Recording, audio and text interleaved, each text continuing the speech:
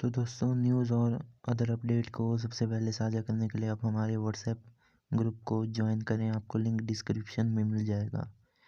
जय हिंद, जय हिमाचल।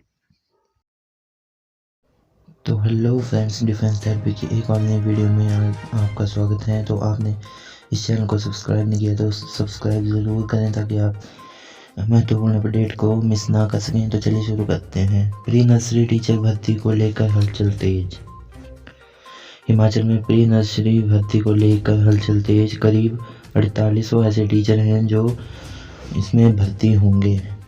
हालांकि फ़िलहाल ये तय नहीं हुआ है कि कब से प्री नर्सरी कक्षाओं को बुलाने के लिए फैसला लिया जाएगा। वर्तमान में प्री नर्सरी कक्षाएं बंद हैं और बंद ही रहेंगी।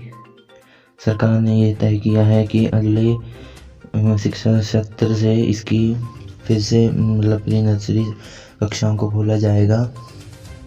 वर्तमान में इनका सत्र दिसंबर में ख़त्म होगा और मार्च में नया सत्र शुरू होगा। राज्य की सभी प्री नर्सरी टीचर की भर्ती के लिए प्रारंभिक शिक्षा निर्देशालय से एक ड्राफ्ट शिक्षा सचिव को आया था, लेकिन कुछ विवादों के कारण इसे लौटा दिया गया है।